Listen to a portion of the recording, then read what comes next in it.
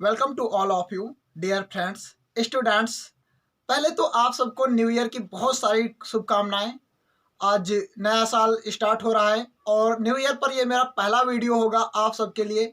मैंने भी सोचा कि आपको क्यों ना एक बहुत ही अच्छा गिफ्ट दिया जाए, तो सभी छात्रों के लिए हमारी तरफ से एक गिफ्ट के रूप में आपको मिल रहा है यह वीडियो, जिसमें आपको हम बोर्ड एग्जाम के बारे में पूरे डिस्कस करेंगे और मॉडल पेपर भी बताएंगे।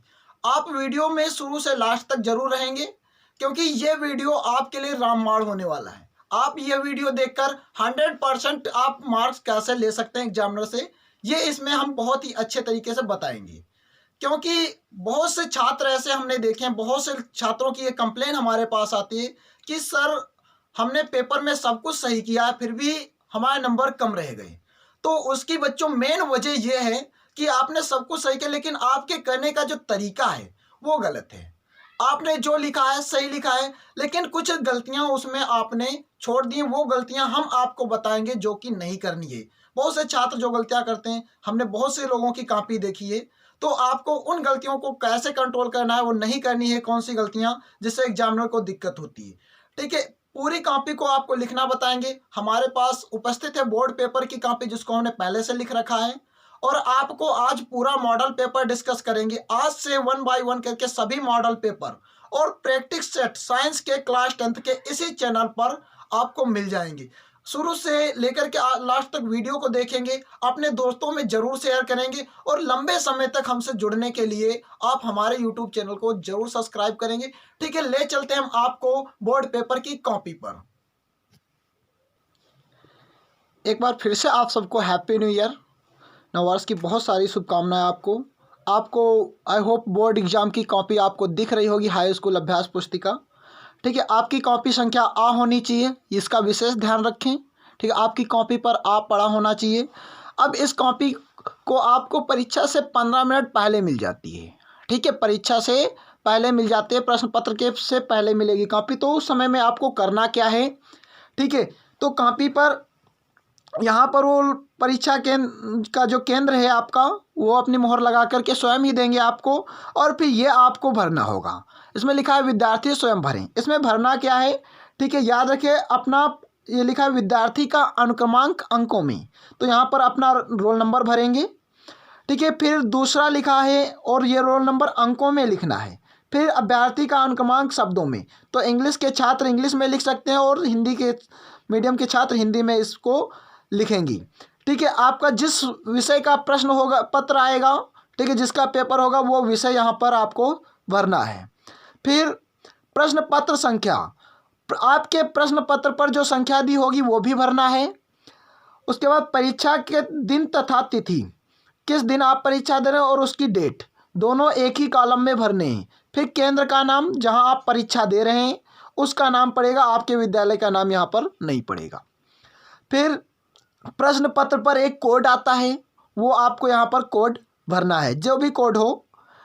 ठीक है, यहाँ पर आपका जो निरीक्षक होगा आपकी क्लास में, जो ड्यूटी देगा, गार्डी लगाएगा, वो अपने साइन करेगा।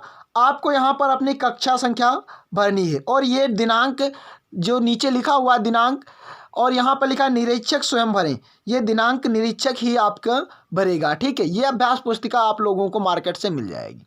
ठीक है, तो ये जानकारी हो गई आप प्रश्न को कैसे भर सकते हैं। फिर अब बताते हैं कि वो ऐसी क्या चीज़ें जिससे आप एग्जामिनर से नंबर छीन सकते हैं, कहने को छीन भी सकते हैं। ठीक है, तो वो चीज़ें आपको हम बताते हैं।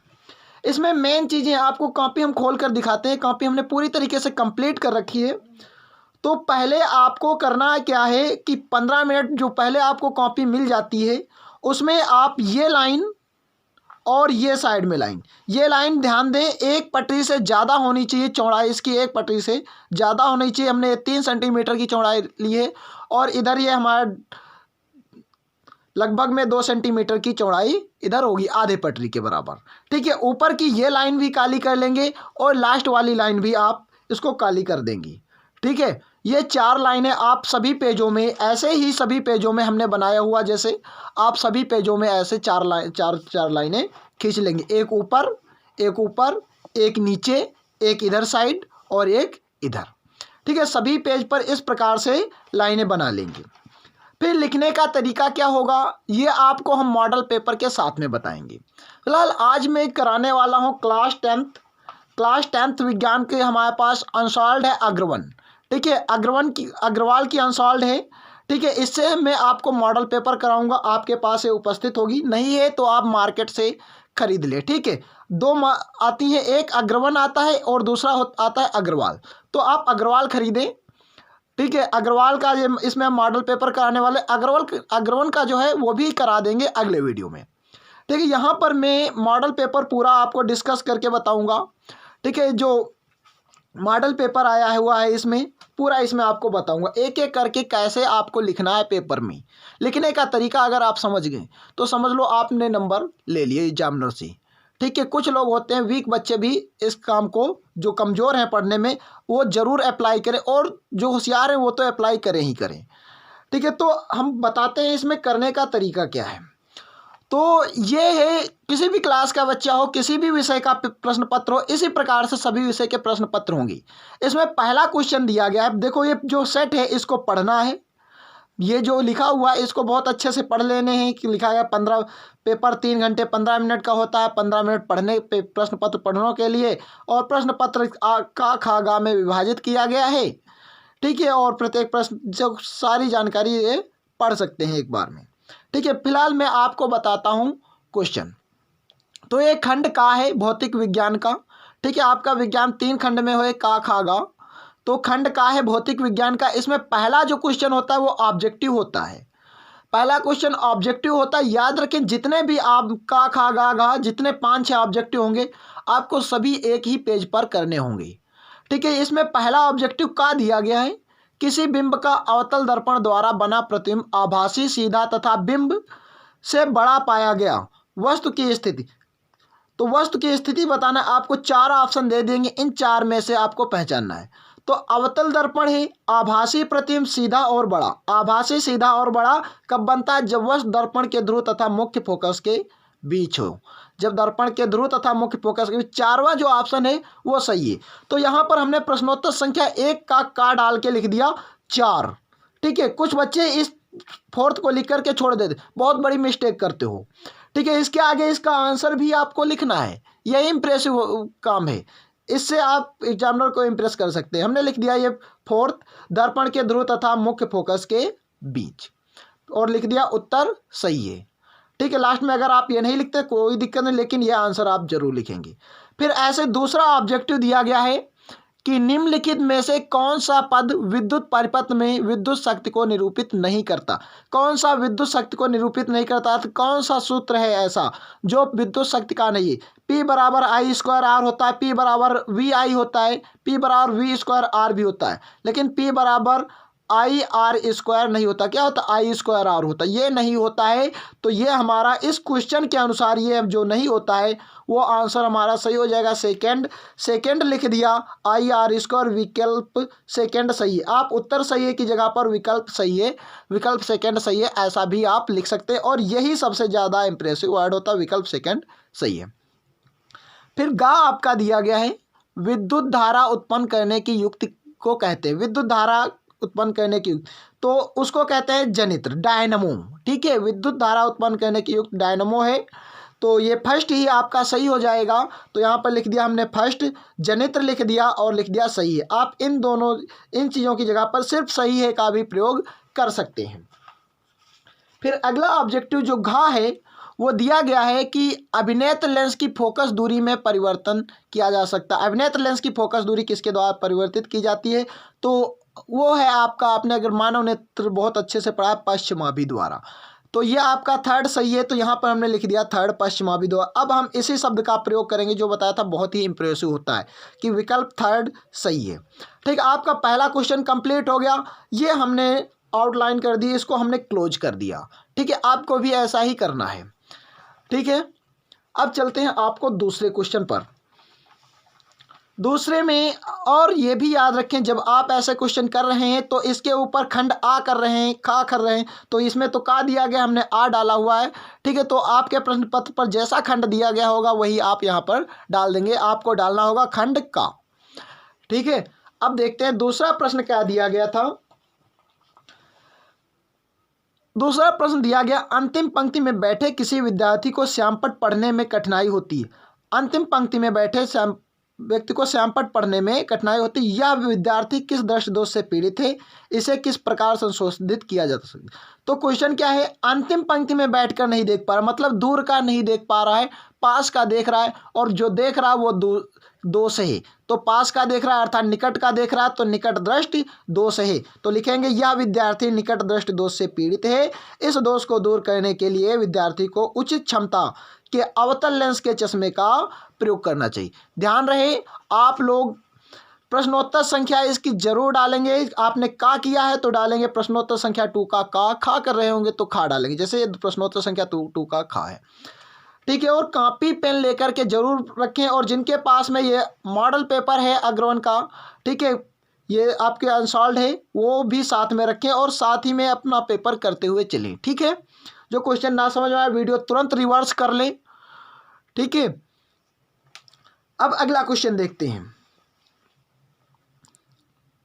अगला क्वेश्चन दिया गया, उस लेंस की फोकस दूरी ज्ञात कीजिए जिसकी क्षमता -2 डायोप्टर है, वह किस प्रकार का लेंस है। क्षमता दिया गया -2 डायोप्टर और लेंस की फोकस दूरी और किस प्रकार पूछा गया है। तो ये एक आंकिक आया हुआ प्रश्नोत्तर संख्या 2 का हमने लिख दिया, और फिर पहले लिखा हमने दिया है, क्या दिया गया था, लेंस की क्षमता दी गई थी -2 डायोप्टर, नोट किया, और फिर ज्ञात क्या करना है, ये भी लिखा, ज्ञात करना है कि लेंस की फोकस दूरी व प्रकृति। फिर हमने सूत्र लगा दिया, लेंस की क्षमता P बराबर 100/f सेंटीमीटर, और P दिया गया था -2 100/f, इसको डिवाइड कर देंगे तो आ जाएगा आपका -50 सेंटीमीटर। अब फोकस दूरी -50 सेंटीमीटर आ गई है, और जब आ गई है तो आंसर तो ये हो गया, लेकिन इसको हमने साइड में लिख दिया, यही आपको करना है। ठीक है, आप काले पेन से इसका आंसर लिख सकते हैं, लेंस की फोकस दूरी -50 सेंटीमीटर तथा लेंस की प्रकृति अवतल होगी। ये माइनस क्या बताता है, अवतल बताता है, तो प्रकृति अवतल है। ठीक है, इस प्रकार से आप अगर आंसर लिखते हैं तो एग्जामिनर यहाँ कुछ नहीं देखने वाला है, सीधे इसको चेक करके छोड़ देगा, सीधे इस पॉइंट को देखेगा। आपने अगर काला पॉइंट किया हुआ है बीच में, ठीक है, इस पहले वाले क्वेश्चन में इसको काला किया है, इसको काला किया, मेन चीज़ वो पढ़ेगा और छोड़ देगा, आपकी पाई मात्रा भी नहीं देखने वाला, इस बात को जरूर याद रखें। फिर देखते हैं अगला क्वेश्चन, प्रश्नोत्तर संख्या 2 का गा। प्रश्नोत्तर संख्या 2 के गा में दिया गया है कि प्रकाश वायु से 1.50 अपवर्तनांक की कांच की प्लेट में प्रवेश करता है। कांच में प्रकाश की चाल कितनी है, निर्वात में प्रकाश की चाल 3 × 10⁸ होगा, यहाँ पर मीटर/सेकंड है। ठीक है, तो फिर से वही डेरिवेशन है, आपका आंकिक आया है, तो आंकिक को इसी प्रकार से लिखेंगे, दिया है क्या, कांच की प्लेट का अपवर्तनांक दिया गया n बराबर 1.50, और निर्वात में प्रकाश की चाल अर्थात c बराबर दिया गया 3 × 10⁸ मीटर/सेकंड। और ज्ञात क्या करना है, ज्ञात करना है कांच में प्रकाश की चाल अर्थात v। हम हल करेंगे और सूत्र लगा देंगे निरपेक्ष अपवर्तनांक का, n बराबर c/vc। ठीक है, याद रहिए क्वेश्चन बहुत बार आपको देखने को बोर्ड पेपर में मिलेगा, प्रत्येक वर्ष ये किसी ना किसी सेट में पूछा गया है। ठीक है, तो इसको बहुत सही से, निरपेक्ष अपवर्तनांक का सूत्र होता है n बराबर c/v, तो v इधर जाएगा, n इधर आ जाएगा, v बराबर c/n हो जाएगा। c बराबर दिया गया था 3 × 10⁸ मीटर/सेकंड, और n दिया गया था 1.50, तो इसको डिवाइड करेंगे तो ये 1.5 से 3 को डिवाइड करेंगे, 2 आंसर आ गया, तो हो गया 2 × 10⁸। v बराबर 2 × 10⁸ मीटर/सेकंड आंसर हो गया, लेकिन इसको फिर से हमने लिखा कि कांच में प्रकाश की चाल 2 × 10⁸ मीटर/सेकंड होगी। आप इसको डार्क करके लिखेंगे, एग्जामिनर इसको चेक करके चला जाएगा। ठीक, आपको पूरे में पूरे नंबर दे। ये 3 क्वेश्चन थे आपके, 2 का खा गा, 2 नंबर के क्वेश्चन होते हैं, इसमें आपका अथवा का कोई चांस नहीं होता है, ये आपको तीनों करने होते हैं। फिर देखते हैं, और देखो हमने हर पेज पृष्ठ पर डाला हुआ खंड आ, जैसे हम आ कर रहे हैं, हमने आ लिख दिया, तुम्हें का लिखना है। ठीक, आप भी ऐसे डालेंगे। अब देखो आपकी सबसे बड़ी जो गलती होती है उसको इसमें हम गलती करके बता रहे हैं। ठीक है, इस क्वेश्चन को देखते हैं, फिर बता रहे हैं कि क्या गलती आप लोग ज़्यादा करते हैं। ठीक है, तो प्रश्नोत्तर संख्या 3 का है कि कोई 2 सेंटीमीटर लंबा बिंब 10 सेंटीमीटर फोकस दूरी के किसी उत्तल लेंस के मुख्य अक्ष के लंबवत रखा है। बिंब की लेंस से दूरी 15 सेंटीमीटर है। प्रतिबिंब की प्रकृति, स्थित, साइज तथा आवर्धन ज्ञात कीजिए।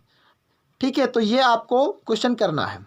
हमने नोट किया, फिर से वही बात, आंकिक है तो दिया है डालेंगे पहली हेडिंग हमारी, और जो दिया होगा वो सब सीरियल से नोट कर कि बिंब की लंबाई अर्थात h बराबर 2 सेंटीमीटर, लेंस की फोकस दूरी दी गई है f बराबर 10 सेंटीमीटर, क्यों, उत्तल दिया गया था तो प्लस का, अवतल होता तो माइनस, बिंब की दूरी अर्थात u 15 सेंटीमीटर और u हमेशा माइनस का होता है, याद रखना। फिर हेडिंग बनाई ज्ञात करना, क्या, प्रतिबिंब की प्रकृति, स्थिति, साइज और आवर्धन, ये 4 चीजें हमें ज्ञात करनी है। अब हमने हेडिंग बनाई हल कैसे करना है। हल पहले हमने प्रयोग, लेंस का क्वेश्चन आया है तो लेंस का ही सूत्र लगाएंगे, लेंस के सूत्र से 1/f बराबर 1/v माइनस 1/u का प्रयोग कर दिया। आपका f दिया गया था 10 और u दिया गया था -15, पुट कर दिया, माइनस माइनस ये प्लस हो जाएगा, और जब ये इधर जाएगा तो ये फिर माइनस हो जाएगा। एलसीएम 30 आएगा और ये 3 से गुणा, ये 2 से कराएंगे तो 3 - 2 / 30 / 1/v, 1/30 / 1/v, तो v बराबर आपका हो जाएगा 30 सेंटीमीटर। ठीक है, या ऐसे ये गुणा हो जाएगी v और ये 30 की 1 से, तो v बराबर 30 आपका हो जाएगा। ठीक है, अब उसके बाद में हमें ज्ञात करना है, अब v आ गया, v मतलब स्थिति आ गया, प्रतिशत, साइज और आवर्धन ज्ञात करने के लिए हम सूत्र लगाते हैं लेंस के आवर्धन से। ठीक, लेंस के आवर्धन का सूत्र लगाते हैं। अब यहाँ पर ये हमने गलती की है, अब ये हमने सूत्र गलत लिख गया, धोखे से सबसे हो सकती है मिस्टेक, और वे बाय द वे ये हमने यहाँ पर जानबूझ करके आपको बताने के लिए। अब आप लोगों की एक आदत होती है समय को ख़राब करना, आप पेपर में वाइटनर लगाने में बिजी हो जाते हो, इसको एक एक पॉइंट पे वाइटनर लगाते हो, नहीं तो कुछ बच्चे इसको बहुत घिचपिच करके काट देते हैं। अब इससे क्या होता है, इससे एग्जामिनर को गुस्सा आता है। ठीक है, ये चीज़ें बिल्कुल नहीं करनी है, कॉपी बिल्कुल स्वच्छ ही दिखाई देनी चाहिए। ठीक है, तो हमने फिर से इसको कट कर दिया, लाइन खींच दी, और फिर से हमने लिख दिया m बराबर h' बटे h बराबर v/u। ठीक है, ये लेंस के आवर्धन का सूत्र होता है। और अब हमें ज्ञात, सिर्फ m तो पता ही नहीं है, तो ये सूत्र प्रयोग कर लेंगे जितनी हमें आवश्यकता होती है सूत्र में, कभी ऐसे ऐसे प्रयोग करते, कभी ऐसे ऐसे, तो कभी ऐसे ऐसे। ठीक है, तो हमने h' बटे h बराबर v/u का प्रयोग कर दिया। अब देखो अगले कुछ पृष्ठ पर आपको इसको दिखाते हैं। तो यहाँ पर हमारा ये वही कटा हुआ है क्वेश्चन। ठीक है, गलत हुआ तो ये हमने कट किया, लाइन खींचा, साइड में लिख दिया। h' हमें पता नहीं है, h हमें ज्ञात है, h ज्ञात है, h हमें क्वेश्चन में बताया गया था। यहाँ पर ऐसे फोल्ड कर देते हैं आप, ताकि आप स्पष्ट देख सकें। h' हमें ज्ञात करना था, h हमें बताया गया था 2 सेंटीमीटर, तो 2 सेंटीमीटर रख लिया। u हमें -15 दिया गया था, तो u हमने -15 रख लिया। और v हमने अभी ज्ञात किया हुआ है 30 सेंटीमीटर, v 30 सेंटीमीटर ज्ञात किया, तो 30 सेंटीमीटर इसको रख लिया। ठीक है, अब इसको 30 से गुणा करें, 30 दूनी 60 हो गया, 60/15 डिवाइड कर दिया, 4 आया, h' बराबर -4। ठीक है, तो ये हमारी आगे प्रतिबिंब की साइज अर्थात लंबाई। ठीक है, h'। अब उसके बाद में हमें आवर्धन ज्ञात करने के लिए हम फिर से करेंगे पुनः लेंस के आवर्धन के सूत्र से, m बराबर h' बटे h बराबर v/u। अब हमें h भी पता है, h' भी पता है, v और u सब कुछ पता है, तो हम सूत्र चाहे इतना लगा लें, चाहे m बराबर ये लगा लें v/u। हमने m बराबर v/u का प्रयोग किया है, तो m हमें ज्ञात करना था, v हमने 30 निकाला हुआ है, v कितना निकाला हुआ, v हमने 30 पहले से ही निकाला हुआ है, और u हमें 15 सेंटीमीटर दिया गया था, 30/15 डिवाइड कर दिया, -2 आ गया, और -2 आ गया। ठीक है, तो अब हम इसके सभी आंसर लिखेंगे एक साइड में। ये देखो हमने कॉलम करके, अब इसमें एग्जामिनर ढूंढना पड़ेगा उसको, लाइन भी खींच दो, जहाँ पर आप आंसर लिखो वहाँ पर लाइन भी खींच दो। ये सभी हमने सब जगह लाइन खींचा हुआ है, ये सब लाइन खींची हुई, एग्जामिनर यहाँ भी देख सके। लेकिन आप साइड में कॉलम बना करके इसके सभी आंसर लिख सकते हैं कि प्रतिबिंब की प्रकृति वास्तविक होगी, क्यों, उत्तल में माइनस क्या बताता है, उत्तल में माइनस जो बताता है h' अर्थात उल्टा, और उल्टा होता है वास्तविक। ठीक है, आवर्धन माइनस है तो वास्तविक होता है। फिर प्रतिबिंब की स्थिति v 30 सेंटीमीटर ज्ञात की, प्रतिबिंब का साइज h' 4 सेंटीमीटर ज्ञात किया, और m आवर्धन -2 सेंटीमीटर ज्ञात किया। ये सभी आंसर हमने यहाँ पर लिख दिए, बस हो गया काम। अब एग्जामिनर इसको देखेगा और आपको नंबर देगा। ठीक, फिर देखते हैं अगला क्वेश्चन। अब अगला क्वेश्चन यहाँ पर अथवा का है, तो अथवा का कंडीशन ये होता है कि जो तीसरा क्वेश्चन है उसमें जैसे कभी भी अथवा आ जाता है तो अथवा में या आप ऊपर वाला करें या अथवा के नीचे वाला करें। ठीक है, तो ये हमने ये किया, तो अगर ये आप करना चाहते हैं तो ये भी आप कर सकते हैं, हम आपको करके बताते हैं। कांच के प्रिज्म द्वारा श्वेत प्रकाश का विक्षेपण स्पष्ट कीजिए। उचित चित्र बनाकर वर्ण विक्षेपण का मूल कारण बताइए। बात करें पिछले सत्र की, तो लास्ट ईयर में ये क्वेश्चन 7 सेट में से 6 सेट में ये पूछा गया था। ठीक है, ये मोस्ट इंपॉर्टेंट क्वेश्चन है कि प्रिज्म द्वारा प्रकाश का वर्ण विक्षेपण। तो यहाँ पर हमने कुछ क्वेश्चन भी डाल देना है कि हम अथवा वाला ही कर रहे हैं, कि प्रश्नोत्तर संख्या 3 का अथवा कर रहे हैं। ठीक है, और ये क्वेश्चन होते हैं आपके 4 नंबर के। तो हेडिंग बना ली, कांच के प्रिज्म द्वारा श्वेत प्रकाश का वर्ण विक्षेपण। ये नहीं सिर्फ वर्ण विक्षेपण हेडिंग बनाई, नहीं, पूरा लिखेंगे कांच के प्रिज्म द्वारा श्वेत प्रकाश का वर्ण विक्षेपण। चित्र सहित हमें बताना है। 4 नंबर का क्वेश्चन है, आपको एक पेज लिखना ही होता है, जैसे पहले वाले क्वेश्चन में ये भी 4 नंबर का ही था। तो इसमें प्रकाश का वर्ण विक्षेपण क्या होता है कि जब प्रकाश किसी कांच के पतले प्रिज्म में प्रवेश करता है, जो प्रकाश होता है वो पतले प्रिज्म में प्रवेश करता है तो वह अपने अवयवी रंगों में विभक्त हो जाता है। फिर इसी बात को देखो घुमा करके हमने बढ़ा करके लिखा कि प्रकाश की श्वेत किरण का प्रिज्म द्वारा अपने अवयवी रंगों में विभक्त होने की घटना को प्रकाश का वर्ण विक्षेपण कहते हैं। घटना को प्रकाश का वर्ण विक्षेपण कहते हैं। ये चित्र बना देंगे, याद रखना, बैंगनी, जामुनी, नीला, हरा, पीला, नारंगी और लाल। सबसे ऊपर लाल और सबसे नीचे बैंगनी। ठीक है, चित्र इसी प्रकार से बनाएंगे। ये समबाहु त्रिभुज बनाएंगे। ये आपकी है श्वेत प्रकाश किरण। ये क्या है? श्वेत प्रकाश किरण।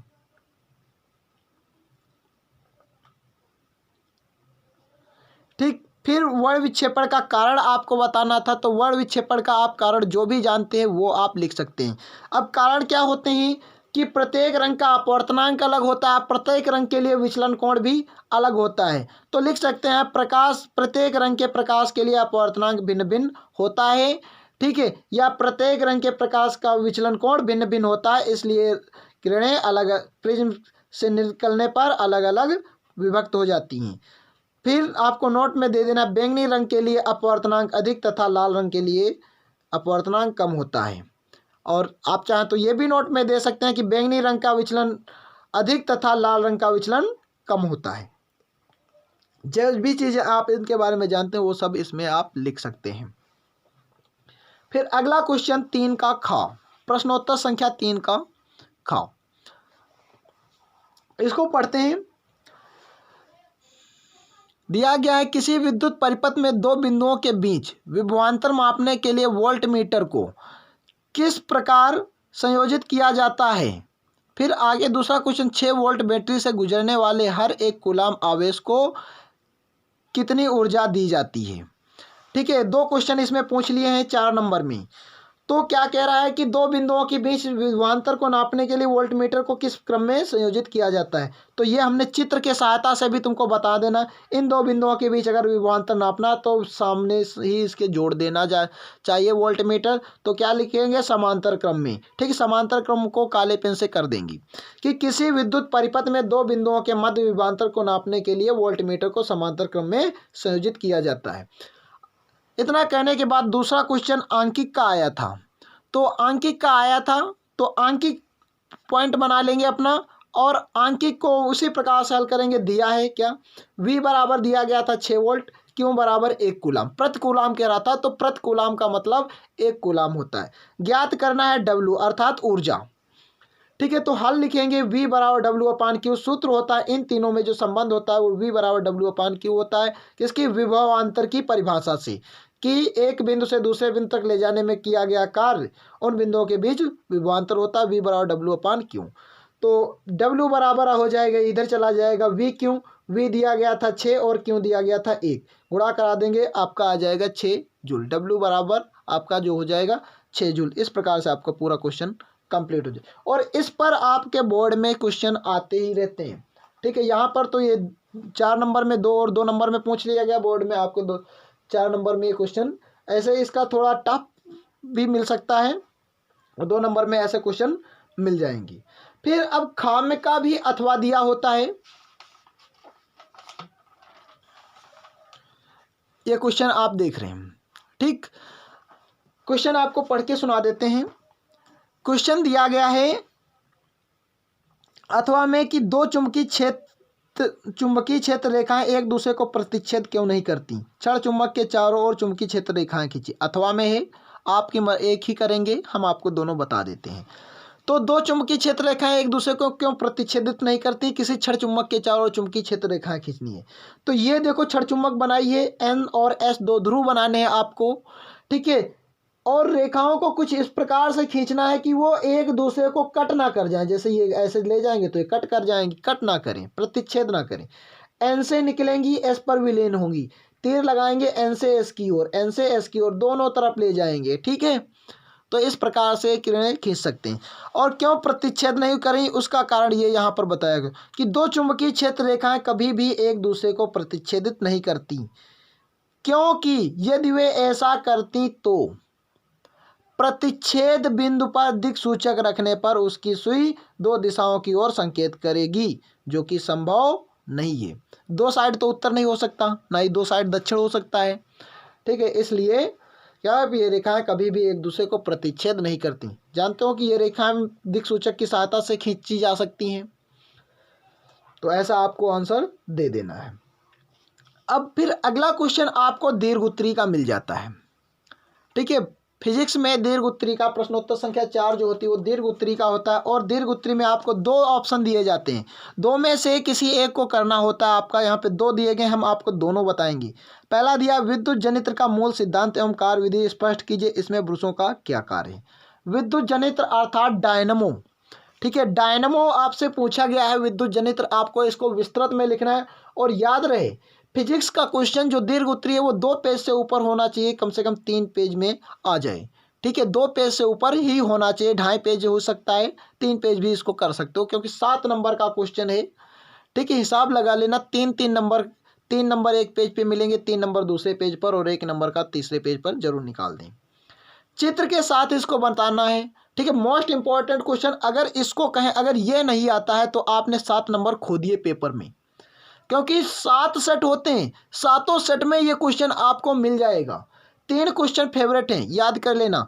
एक डायनमो में 2 होते हैं, प्रत्यावर्ती डायनमो और दिष्ट धारा डायनमो। और तीसरा जो क्वेश्चन है वो है हमारा विद्युत मोटर। 3 क्वेश्चन में से आपको बस 7 नंबर पक्के हैं, यही 3 क्वेश्चन आपको सीखने हैं, ठीक है। और जब कह देता सिर्फ डायनमो के बताना है तो आप एसी के प्रत्यावर्ती डायनमो करें या दिष्ट धारा डायनमो करें, कोई दिक्कत नहीं। और अगर प्रत्यावर्ती डायनमो कह देता तो प्रत्यावर्ती करना है, दिष्ट धारा डायनमो कह देता है तो दिष्ट धारा डायनमो अर्थात जनित्र आपको करना है, ठीक है। चलो स्टार्ट करते हैं इसको बहुत ही अच्छे से कि विद्युत जनित्र है क्या। कि यांत्रिक जो विद्युत जनित्र से हम क्या करते हैं, विद्युत ऊर्जा उत्पन्न करते हैं। विद्युत जनित्र अर्थात डायनमो, ठीक है। क्या है, यांत्रिक ऊर्जा को विद्युत धारा में बदलने वाली युक्ति को विद्युत जनित्र कहते हैं। क्या करता है, यांत्रिक ऊर्जा कार्य जो होता है वो किसमें, विद्युत ऊर्जा में परिवर्तित। कार्य मतलब यांत्रिक ऊर्जा, तो यांत्रिक ऊर्जा को विद्युत धारा में परिवर्तित करने की युक्ति विद्युत जनित्र कहलाती है। अब सिद्धांत, इसका सिद्धांत क्या है। सिद्धांत यह कि विद्युत जनित्र विद्युत चुंबकीय प्रेरण सिद्धांत पर आधारित है या सिद्धांत पर कार्य करता है, जिससे हम यांत्रिक ऊर्जा को विद्युत ऊर्जा में परिवर्तित करते हैं। विद्युत चुंबकीय प्रेरण क्या है कि एक ऐसी घटना है जिससे हम यांत्रिक ऊर्जा को हम विद्युत ऊर्जा में परिवर्तित कर लेते हैं। क्या होता है कि चुंबकीय फ्लक्स रेखाओं में परिवर्तन होता है तो विद्युत ऊर्जा उत्पन्न हो जाती है, ठीक है। तो फिर लिखेंगे हम, हेडिंग डालेंगे संरचना, हेडिंग है बिल्कुल याद रखना। संरचना में लिख लेंगे विद्युत जनित्र के निम्नलिखित भाग हैं। अब पहले हम आपको इसका फिगर बता देते हैं। फिगर बहुत ही आसान सा फिगर है, फिर आपको पूरा बताएंगे। अब फिगर में आपको 2 ये ऐसे चुम्बक बनाने, एक N और एक S, ठीक है। एक N और एक S, याद रखिए। आप कोशिश करें कि इसी साइड N बनाए, इस साइड S बनाए, नहीं तो आप इसको दूसरे तरीके से, अगर इसको N इधर बनाएं और S इधर बनाएं तो ABCD ऐसे लिखें, ठीक। ये चीज़ आप जरूर करें, N की तरफ AB होना चाहिए। फिर ये जो आप आयताकार देख रहे हैं इसको कहते हैं कुंडली अर्थात आर्मेचर। ये कुंडली है और ये जो बीच में है ये धुरी है और धुरी पर ये छोटे छोटे जो आपको ऐसे कट दिख रहे हैं ये आपके वलय हैं, और वलय के साथ में छोटा सा कुछ जुड़ा हुआ है, ये कहलाते हैं ब्रश। ठीक है, ये हैं ब्रश। अब यही यही 4 हेडिंग हम बना लेंगे, क्षेत्र चुंबक, कुंडली, वलय और ब्रश। ठीक, ये 4 हेडिंग हम बनाएंगे और इन्हीं के बारे में हम लिखेंगे। तो इस 4 हेडिंगों में पहली हेडिंग है क्षेत्र चुंबक। क्षेत्र चुंबक क्या है? विद्युत जनित्र में 2 शक्तिशाली स्थायी चुंबक का प्रयोग चुंबकीय रेखाएं उत्पन्न करने के लिए किए। अब चुंबक है तो चुंबकीय रेखाएं ही उत्पन्न करेंगी, तो सीधे सीधे आपको लिख सकते हैं कि विद्युत जनित्र में शक्तिशाली स्थायी चुंबकों का प्रयोग चुंबकीय रेखाएं उत्पन्न करने के लिए करते हैं। ठीक, फिर उसके बाद में बड़े जनित्रों में विद्युत चुंबक का प्रयोग करते हैं। जो बड़े बड़े जनित्र होते हैं उनमें हम विद्युत चुंबक का प्रयोग करते हैं, साधारण चुंबक का प्रयोग नहीं कर सकते। फिर अगली हेडिंग बनाएंगे आर्मेचर या कुंडली, जिसको बताया जो आयताकार बनी हुई थी। क्या विद्युत जनित्र की क्षमता के अनुसार, जैसी क्षमता होगी उसके अनुसार नर्म लोहे की क्रोड पर तांबे की चालक तार, नर्म लोहे की क्रोड पर तांबे की चालक तार बड़ी संख्या में लपेटते हुए कुंडली ABCD बनाते हैं, कुंडली ABCD बनाते हैं। यानी कि जनित्र की क्षमता के अनुसार लोहे की नर्म छड़ पर क्या तांबे के चालक तारों को लपेटते हुए एक कुंडली ABCD बनाते हैं। इसे आर्मेचर कहते हैं। आर्मेचर को धुरी पर व्यवस्थित कर दीजिए, बीच में इसकी धुरी पड़ी रहती है। ठीक, आप चाहें तो इसको ऐसे बना भी सकते हैं, इसके बीच में आप ऐसे धुरी डाल सकते हैं, ऐसे धुरी डाल भी सकते हैं। पटरी से डालिएगा, सीधे सीधे दिखा भी सकते हैं, इसके बीच में पड़ी रहती है इसलिए हमने नहीं दिखाई। और ऊपर आप ऐसे तीर का भी निशान दे सकते हैं कि ये ऐसे है तो ये ऐसे घूमेगा। ठीक, ऐसे बार बार। फिर अगला है वलय। वलय, इसमें हमने वलय को हम R1 और R2 से प्रदर्शित किया। R1 R2 वलय दिखाएं तो लिखेंगे कुंडली की धुरी पर 2 वलय R1 और R2 जुड़े होते हैं। ठीक है, 2 वलय, ये सर्पी वलय होते हैं, ये भी याद रखना, ये AC जनित्र में सर्पी वलय होते हैं।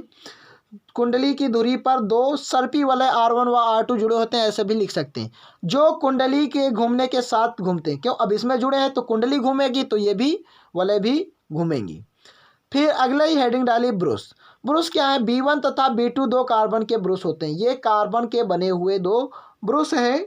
ठीक, और ये इस धुरी से सच चिपके हुए नहीं है, ये बात याद रखना, ये धुरी में नहीं चिपके हुए हैं। अब ब्रुशों का कार्य, अब क्वेश्चन में पूछा गया था इसमें ब्रुशों का क्या कार्य है, तो आप हेडिंग में डालेंगे ब्रुशों का कार्य क्या है। ब्रुश चुंबक कुंडली में प्रेरित धारा को बाहरी परिपथ में ब्रुशों के माध्यम से भेजा जाता है। जो जिसमें धारा होती है वो ब्रुशों के माध्यम से परिपथ, बाहर के परिपथ में भेजा जाता है। सीधे सीधे लिख सकते हैं, उत्पन्न धारा को बाहरी परिपथ में ब्रुशों के माध्यम से भेजा जाता है, अर्थात ब्रुश धारा को वांछित स्थान तक पहुंचाते हैं। ब्रुश क्या करते हैं? धारा को वांछित स्थान तक पहुंचाते हैं। अब क्वेश्चन में पूछ रहा था कार्यविधि बताना है, तो हेडिंग बनानी है आपको कार्यविधि। अब कार्यविधि में कैसे लिखना है? इसको ऐसे घुमाना, यही बात लिखनी। क्या? जब कुंडली ABCD को दक्षिणावर्त अर्थात घड़ी के दिशा में, घड़ी जैसे घूमती उसी दिशा में दक्षिणावर्त घुमाया जाता है। ठीक है, तो क्या होता है? तो कुंडली चुंबकीय क्षेत्र रेखाओं को काटती। अब यहाँ से यहाँ तक कुछ N से S पर क्षेत्र रेखाएं जा रही होंगी। अब ये ऐसे आ गए तो चुंबकीय क्षेत्र रेखाएं अटक गई, कट गई। ठीक, तो चुंबकीय क्षेत्र कुंडली चुंबकीय क्षेत्र रेखाओं को काटती है फ्लेमिंग के दक्षिण हस्त नियम के अनुसार। अब फ्लेमिंग का जो दक्षिण हस्त नियम है उसके अनुसार क्या है इन रेखाओं में। अब फ्लेमिंग के दक्षिण हस्त नियम के अनुसार जो ये रेखाएं हैं, ठीक है, इधर देखिए, इस पे यहाँ पे दिखा कि इन रेखाओं में AB तथा CD दिशाओं के अनुदिश प्रेरित विद्युत धारा उत्पन्न हो जाती, इधर A से B की ओर और C से D की ओर। ठीक, इन रेखाओं में A से B तथा AB तथा CD दिशाओं में के अनुदिश प्रेरित विद्युत धारा उत्पन्न होती है। ठीक है, अर्ध घूर्णन के पश्चात, आधा घूमने के पश्चात ये ऐसे आ गए, ये A था, ये B था, ये C, ये D, आधा घूम गए। अब आगे जब आधा घूमेंगे तो ए बी वाला किधर नीचे की ओर जा रहा होगा, और जो सी डी वाला था वो ऊपर की ओर आ रहा होगा। कि अर्ध घूर्णन के पश्चात डी सी ऊपर की ओर, डी सी जो था वो ऊपर की ओर, भुजा ए बी नीचे की ओर जाने लगती है, जिससे इन दोनों भुजाओं में प्रेरित विद्युत धारा की दिशा परिवर्तित होती है। ठीक है, फिर आगे आपको अगली हेडिंग में लिख देना है कि ऐसी विद्युत धारा जो समान कला अंतरालों के पश्चात अपनी दिशा में परिवर्तन कर लेती है प्रत्यावर्ती धारा कहलाती है, और इस युक्ति को प्रत्यावर्ती विद्युत धारा जनित्र कहते हैं। ठीक है, आपका क्वेश्चन कंप्लीट हो जाएगा, और ये क्वेश्चन आपके 7 नंबर के लिए बहुत ही अच्छे से पर्याप्त है। ठीक है, फिर आपको अथवा में इसका जो क्वेश्चन दिया गया था वो भी यहाँ पर हम आपको करके दिखाएंगे कि किसी चालक का प्रतिरोध किन कारकों पर निर्भर करता है। दिए गए परिपथ के किसी L लंबाई तथा A मोटाई के तार का प्रतिरोध 4 ओम है। इस पदार्थ के किसी अन्य तार का प्रतिरोध क्या होगा जबकि लंबाई L/2 तथा मोटाई 2A है। ठीक है, यह क्वेश्चन आपका किया गया है 7 नंबर में। 2 क्वेश्चन पूछ लिए हैं और दोनों आपको करने हैं। ठीक है, ये तो आपका गुड चांस होता है जब आंकिक आपके 7 नंबर में पूछा जाता है तो आंकिक की और ज़्यादा कोशिश करें। अगर आपको आंकिक ज़्यादा आता है, 2 में जो आप बेटर जानते हैं वही आप क्वेश्चन बोर्ड पेपर में किया करें। ठीक है, तो हमने प्रश्नोत्तर संख्या 4 का अथवा डाल दिया, 4 अथवा डाल दिया। और पहले भी क्वेश्चन में कह रहा था कि प्रतिरोध किन किन कारकों पर निर्भर करता, तो पहली लाइन हमने बनाई कि किसी चालक का प्रतिरोध निम्न कारकों पर निर्भर करता है। तो फिर पॉइंट नंबर 1 डाला, किसी चालक का प्रतिरोध उसके पदार्थ की प्रकृति पर निर्भर करेगा। जैसे मान लेते हैं ये चालक है, ये किसका बना हुआ उस पर निर्भर करेगा, लोहे का है, तांबे का है, पीतल का है, ये किसका बना हुआ है उस पर निर्भर करेगा। फिर अगला पॉइंट डाला, चालक का प्रतिरोध चालक की लंबाई के अनुक्रमानुपाती होती है। ये लंबाई है, L है, इसके अनुक्रमानुपाती होता है, तो लिखते हैं R अनुक्रमानुपाती L, समीकरण 1 लिख दिया। फिर चालक का प्रतिरोध चालक के अनुप्रस्थ काट के क्षेत्रफल के व्युत्क्रमानुपाती। अनुप्रस्थ काट के क्षेत्रफल अर्थात ये मोटाई कितनी है, ये A होता है, यही है अनुप्रस्थ काट का क्षेत्रफल, इसके व्युत्क्रमानुपाती अर्थात R व्युत्क्रमानुपाती 1/A। ठीक है, इसको समीकरण नंबर 2 दे दिया और लिख दिया कि समीकरण 1 व 2 को मिलाने पर क्या R अनुक्रमानुपाती L/A हो जाएगा। दोनों को मिला दिया और अनुक्रमानुपाती हटाया, बराबर का निशान लगाया, तो एक सार्वत्रिक नियतांक आया रो, इसको कहते हैं रो। ठीक, L/A, R बराबर रो L/A, जहाँ रो अनुक्रमानुपाती स्थिरांक है जिसे चालक के पदार्थ की विद्युत प्रतिरोधकता कहते हैं। अब आंकिक इसमें एक किया गया था, तो आंकिक का भी इसमें आंसर देना, हमने छोटी सी हेडिंग बना दी इसमें आंकिक। आप ध्यान रखें कि यहाँ पर आप खंड जरूर डालेंगे, प्रत्येक प्रश्न पत्र पर आपका खंड जरूर होना चाहिए। और वीडियो के लास्ट में हम आपको एक ऐसी बात बताएंगे जिससे आपकी कॉपी चेंज नहीं होगी। ठीक है, कभी कुछ ऐसे सिचुएशंस आ जाती हैं कि आपकी कॉपी को चेंज कर दिया जाता है, तो आपको ऐसी बात बताएंगे जिससे आपकी कॉपी को चेंज होने का कोई भी संदेह नहीं रहेगा। ऑफकोर्स आपने अच्छा लिखा है, अगर कॉपी चेंज हो जाती तो बहुत दिक्कत हो जाएगी। तो क्या करना है उसके लिए ये भी मैं आपको वीडियो के अंत में ज़रूर बताऊंगा। ठीक है, तो शुरू से लास्ट तक ज़रूर बने रहें। और अभी तक आपने वीडियो को अगर शेयर नहीं किया है तो अपने दोस्तों में शेयर कर लें, चैनल को सब्सक्राइब ज़रूर करें, और नए नए वीडियो पाने के लिए, ऐसे परीक्षा की तैयारी बहुत अच्छे की वीडियो पाने के लिए बेल आइकन को ज़रूर प्रेस करें, ऑन कर लें, ताकि हमारी वीडियो की अपडेट आप तक ज़रूर पहुंचे। ठीक है, तो अब आंकिक को तो उसी प्रकार से करते हैं। अब इसमें 2 प्रकार की स्थितियां दी गई थी, तो हमने स्थिति 1 लिखा कि प्रतिरोध R बराबर 4 ओम दिया गया था और लंबाई दी गई थी L, मोटाई दी गई थी A, अनुप्रस्थ काट का क्षेत्रफल। तो हमने सूत्र लगा दिया यही वाला RAL का जो सूत्र होता है, R बराबर रो L/A के सूत्र से। R दिया गया था 4, रो L/A, रो L दिया गया था L ही, और A दिया गया था A ही, इसी को हमने समीकरण नंबर 1 मान लिया। फिर स्थिति 2 दी गई थी कि प्रतिरोध कितना हो जाएगा, तो प्रतिरोध हमने मान लिया R जो है वो R' हो जाएगा। कब? जब लंबाई L/2 हो जाए, L बराबर L/2 हो जाए, और आपकी जो मोटाई है वो A बराबर 2A हो जाए, A बराबर 2A हो जाए। ठीक है, तो हमने फिर से वही सूत्र लगाया, R बराबर रो L/A के सूत्र से। तो जब ये सूत्र लगा दिया तो फिर से आर हमारा हमने माना है आर डैश, और रो तो रो ही रहेगा, एल बराबर एल बटे 2 रख दिया, ए बराबर ए टू ए रख दिया। ठीक है, तो आर डैश बराबर हमारा हो जाएगा रो, इसको जब सॉल्व करेंगे तो 4a हो जाएगा, क्योंकि ये ऊपर जाएगा तो l अपान 4a हो जाएगा। अब इसको सॉल्व करो। इसको सॉल्व करने का तरीका ये है कि आर डैश बराबर रो एल अपान ए लिख लिया, जो यहाँ पर 4 था उसको 1/4 अलग कर दिया। ऐसा क्यों किया? क्योंकि रो एल अपान ए यहाँ पर हमने निकाला हुआ है, 4 ये दिया गया है, तो इसकी जगह पर हमने समीकरण 1 व 2 से सॉल्व कर दिया। आर डैश बराबर इसकी जगह पर 4 रख दिया, 1/4 काट दिया, आर डैश बराबर 1 ओम आ गया। फिर हमने आपके आंसर को लिख दिया, अतः प्रतिरोध 1 ओम हो जाएगा। कितना? 1 ओम हो जाएगा। इस प्रकार से आंसर लिख दिया। अब यहाँ से आपका जो फिजिक्स का पार्ट है वो आपका समाप्त हो जाता है। फिजिक्स में इतना ही था। अब दूसरा पार्ट शुरू होगा खंड खा। ठीक है, आ बा सा हो या का खा गा हो। ठीक है, इसलिए हमने यहाँ पर आपको खाक डाल के भी दिखाया था कि आप अपने अनुसार ही, कॉपी के अनुसार ही डालेंगे। कॉपी पर आप लोग विशेष ध्यान देते चलें कि हमने देखो ये लाइनें खींची हुई हैं, नीचे भी लाइन खींची है, साइड में ये लाइन खींची है और साइड में ये, चारों तरफ आप लाइन जरूर खींचेंगे। ठीक है, अब खंड खा में आपका प्रश्नोत्तर संख्या 5 से प्रारंभ हो जाता है। इंग्लिश के छात्र यहाँ पर आंसर नंबर लिख सकते हैं, जो इंग्लिश में लिखना चाहें वो आंसर नंबर लिख सकते हैं। तो अब इसमें भी ऑब्जेक्टिव रहता है केमिस्ट्री का, जो प्रश्नोत्तर संख्या 5 है कि Fe2O3 plus A2Al arrow Al2O3 plus 2Fe ऊपर दी गई अभिक्रिया किस प्रकार की है? तो ये संयोजन, वियोजन, द्विविस्थापन, विस्थापन कौन सी है? तो Fe क्या हो रहा है? Al जो है Fe को विस्थापित कर रहा है, Fe अलग निकल गया, Al आ गया तो विस्थापन हो गया, तो अभिक्रिया हो गई विस्थापन। तो हमने यहाँ पर बना दिया कि का डाला, फोर्थ हमारा विस्थापन है, विकल्प फोर्थ सही है। ठीक, ऐसे लिख दिया। फिर अगला हमारा ऑब्जेक्टिव दिया, कोई तत्व 5वें समूह का है तो हाइड्रोजन के प्रति संयोजकता है, तो उसकी संयोजकता कितनी होगी? 5वें समूह का संयोजकता का क्रम आपने देखा है 1 2 3 4, फिर उसके बाद में 3 2 1 0 हो जाता है। अब 5वें समूह का 1 2 3 4 5 समूह में कितना है? 3 आया, तो संयोजकता कितनी होगी? 3 होगी। सेकंड पर 3 था तो हमने 3 लिखा, विकल्प सेकंड सही है। फिर उसके बाद में अगला क्वेश्चन दिया गया, एथेन का आणविक सूत्र C2H6 है।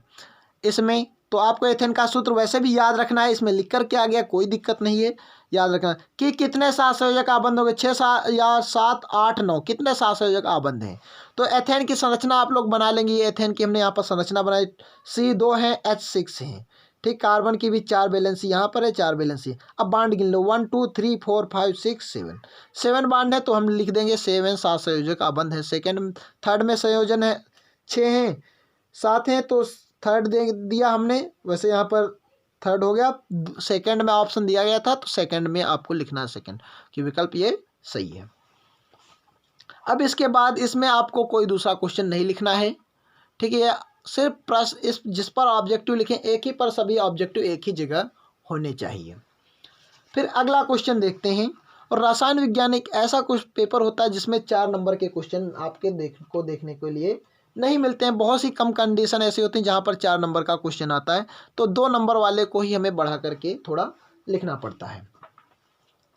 तो अब हम प्रश्नोत्तर संख्या 6 का कि संतुलित रासायनिक समीकरण क्या है, रासायनिक समीकरण को संतुलित करना क्यों आवश्यक है। ठीक है, क्वेश्चन किया गया है, तो प्रश्नोत्तर संख्या 6 का है। हमने हेडिंग बना ली संतुलित रासायनिक समीकरण। ठीक है, संतुलित रासायनिक समीकरण है क्या, ये इसमें बताया गया है। वह रासायनिक समीकरण जिसमें अभिकारक पदार्थों के परमाणुओं की संख्या उत्पाद पदार्थों के परमाणुओं की संख्या के बराबर होती है, संतुलित रासायनिक समीकरण कहलाती है। पहला हमारा आंसर हो गया कि संतुलित रासायनिक समीकरण क्या है। फिर क्या कह रहा था, संतुलित रासायनिक समीकरण संतुलित करना आवश्यक क्यों है। तो उसके लिए हम हेडिंग बनाते हैं द्रव्यमान संरक्षण सिद्धांत के नियम से द्रव्य को ना ही नष्ट किया जा सकता है और ना ही उत्पन्न किया जा सकता है। ठीक है, ये देख गलती हो गई तो हमने सिर्फ इसको एक कट मारा है और उसी के नीचे लिख दिया, या आगे भी लिख सकते हो। ठीक है, अतः रासायनिक अभिक्रिया में बनने वाले उत्पाद पदार्थ का द्रव्यमान रासायनिक अभिक्रिया में भाग लेने वाले अभिकारक पदार्थ के द्रव्यमान के तुल्य होता है। ठीक है। फिर उसके बाद में आपको ये पॉइंट भी लिखना है, पदार्थ का द्रव्यमान परमाणुओं की संख्या पर निर्भर करता है, इसलिए रासायनिक समीकरण को संतुलित करना आवश्यक है। ठीक, इस प्रकार से आप लिखेंगे। आपको इसमें 2 नंबर का एक क्वेश्चन था, बहुत ही विस्तृत बढ़ा करके लिख दिया। 4 नंबर में भी अगर आता है तो ये इसमें आपको 4 नंबर बहुत ही आसानी से मिल जाएंगे। एक उदाहरण भी दे सकते हैं, यहाँ पर हम उदाहरण दे रहे हैं एक संतुलित समीकरण का कि H2 plus O2 arrow H2O, समीकरण संतुलित कर दिया 2 और 2। ठीक है, संतुलित समीकरण का हमने एक उदाहरण दे दिया। आप उदाहरण डाल करके इसको देंगे। फिर उसके बाद में हम अगला क्वेश्चन इसमें देखते हैं। अगला क्वेश्चन दिया गया है आपका 6 का खाप का, पेपर में दिखाने की कोई आवश्यकता नहीं, मॉडल पेपर में हमें क्वेश्चन पता है कि रासायनिक गुणधर्मों के आधार पर धातु एवं अधातु में अंतर। हेडिंग आपको दिख रही है कि रासायनिक गुणधर्मों के आधार पर धातु और अधातु में अंतर। अब 2 नंबर का क्वेश्चन, इसको ऐसे डिवाइड करके आप लिख सकते हैं। एक तरफ धातु डालेंगे, दूसरी तरफ अधातु डालेंगे। तो क्या होता है, जो धातुएं हैं वो जलीय विलयन में धनायन बनाती हैं, धातु धनायन बनाती है और अधातु जलीय विलयन में ऋणायन बनाती हैं। पहला पॉइंट क्लियर कि धातु धनायन और अधातु ऋणायन कहाँ, जलीय विलयन में। दूसरा, अधिक क्रियाशील धातु अम्ल से हाइड्रोजन विस्थापित करती है और अधातुएं हाइड्रोजन को विस्थापित नहीं करती हैं। अधिक क्रियाशील धातुएं हाइड्रोजन विस्थापित करती हैं अम्ल से, और अधातुएं अम्ल से हाइड्रोजन विस्थापित नहीं करती हैं। फिर अगला क्वेश्चन है थर्ड, अधिक क्रियाशील धातुएं अच्छी अपचायक हैं। धातुएं क्या है, अच्छी अपचायक हैं, और अधातुएं अच्छी उपचायक हैं। अधातुएं क्या, उपचायक हैं। फिर उसके बाद में अगला क्वेश्चन है, धातुएं क्लोरीन से क्रिया करके धातु क्लोराइड बनाती हैं, जो कि आयनिक यौगिक है। धातु क्लोराइड क्या है, आयनिक यौगिक है। और अधातुएं क्लोरीन से क्रिया करके अधातु क्लोराइड। धातुएं धातु क्लोराइड, अधातुएं अधातु क्लोराइड, ये आयनिक यौगिक है और ये एक सहसंयोजिक यौगिक है। ठीक है, आपको कम से कम दो नंबर का क्वेश्चन है तो 2 अंतर आप लिखेंगे, और ये 4 नंबर के अनुसार से हमने इस क्वेश्चन को किया है। आपको इसमें 4 नंबर भी मिल सकते हैं। फिर अगला क्वेश्चन दिया गया 6 का गा। 6 का गा क्वेश्चन आपका किया गया है कि दैनिक जीवन में पीएच के महत्व को बताइए। दैनिक जीवन में पीएच मान का क्या महत्व है। तो हमने डाल दिया प्रश्नोत्तर संख्या 6 गा। ऐसे आप खंड खा ऐसे डालते रहेंगे, जो भी खंड चल रहा होगा वो आप खंड जरूर डालेंगे। देखो लाइनें बहुत अच्छे से की हुई हैं, ठीक है, सभी लाइनें बिल्कुल नहीं छूटनी चाहिए। ये आपको कॉपी पेपर प्रश्न पत्र मिलने से पहले आपको कॉपी मिल जाती है, उसी समय में कर लेंगे।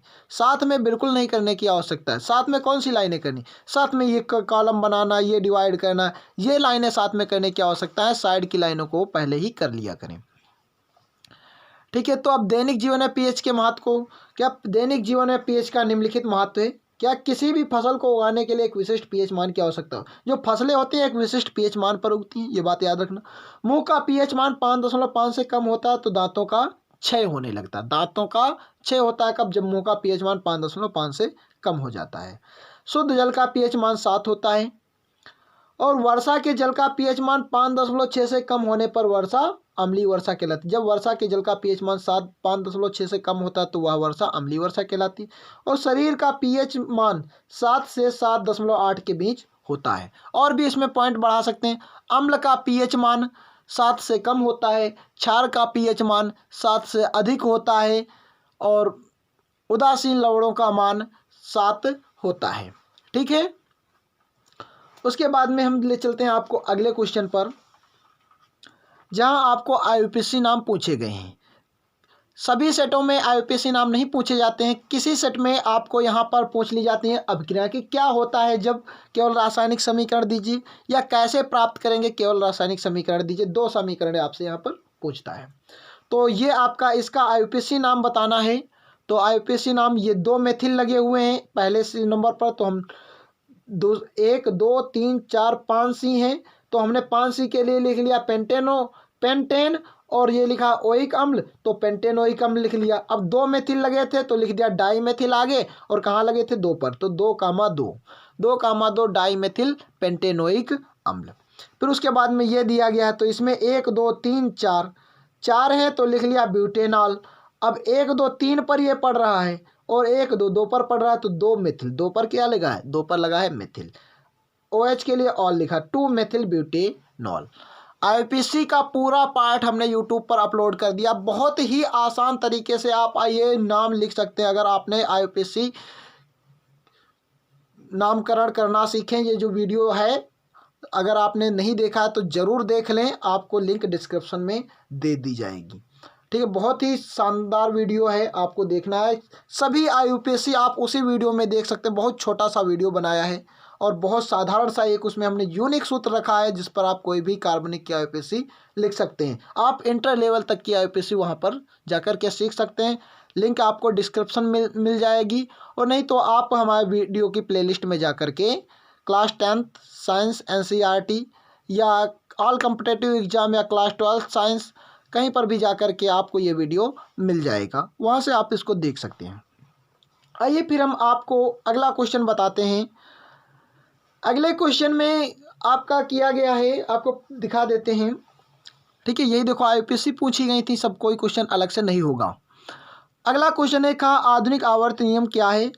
आवर्त सारणी के किसी आवर्त में बाएं से दाएं जाने पर परमाणु त्रिज्या में क्या परिवर्तन होता है। आधुनिक आवर्त नियम लिखना है और बाएं से दाएं जाने पर परमाणु त्रिज्या में क्या परिवर्तन होता है ये बताना। बहुत छोटा सा क्वेश्चन 2 नंबर में आपसे पूछा गया है। तो क्या लिखेंगे, आधुनिक आवर्त नियम के अनुसार 2 आवर्त नियम है, आपको मेंडलीव का आवर्त नियम पढ़ना है और आधुनिक आवर्त नियम पढ़ना है। मेंडलीव का आवर्त नियम याद रखना कि परमाणु द्रव्यमान पर आधारित है, और आधुनिक आवर्त नियम जो है वो परमाणु क्रमांक पर आधारित है। तो क्या तत्वों के गुण अपने परमाणु क्रमांकों के आवर्त फलन होते हैं। आप एक लाइन लिख देंगे, तत्वों के गुण अपने आवर्त क्रमांक परमाणु क्रमांकों के आवर्त फलन होते हैं। इसका अभिप्राय है कि जब तत्वों को उनके बढ़ते परमाणु क्रमांकों के आधार पर रखा जाता है तो एक निश्चित अंतराल के पश्चात उनके गुणधर्मों की पुनरावृत्ति होती है। गुणधर्मों की पुनरावृत्ति होती है। फिर जो पूछ रहा था कि परमाणु त्रिज्या में क्या परिवर्तन आएगा, तो आवर्त सारणी में बाएं से दाएं जाने पर परमाणु त्रिज्या बढ़ती है। ठीक है, तो ये क्वेश्चन आपका कंप्लीट हो जाएगा। फिर क्वेश्चन नंबर 8 जो होता है वो आपको दीर्घ उत्तरी मिलता है, और रसायन विज्ञान में कोई भी आपको अथवा क्वेश्चन नहीं मिलता है। दीर्घ उत्तरी एक ऐसा क्वेश्चन होता है जिसमें आपको अथवा मिल जाता है। क्वेश्चन देखिए क्या है। क्वेश्चन यहाँ पर कभी कभी अभिक्रियाएं भी पूछता है। ये क्वेश्चन है आपका, कभी कभी टिप्पणी पूछ लेता है, कभी कभी आपको 5-6 अभिक्रियाएं दे देगा कि संतुलित, कभी कभी आपको विस्तृत उत्तरी एक क्वेश्चन दे देगा। तो इसमें आपकी टिप्पणी पूछी गई एस्टरीकरण, साबनीकरण, कार्बनिक यौगिकों में प्रतिस्थापन अभिक्रिया और प्रकार्यात्मक समूह। ये 4 टिप्पणी पूछी गई 7 नंबर में। ये 2 नंबर की, 2 नंबर की, 2 नंबर की और 1 नंबर की। इस प्रकार से इन्होंने डिवाइड भी किया है। तो पहली है, हमने प्रश्नोत्तर संख्या 8 डाला और पहली टिप्पणी लिख रहे हैं एस्टरीकरण पर।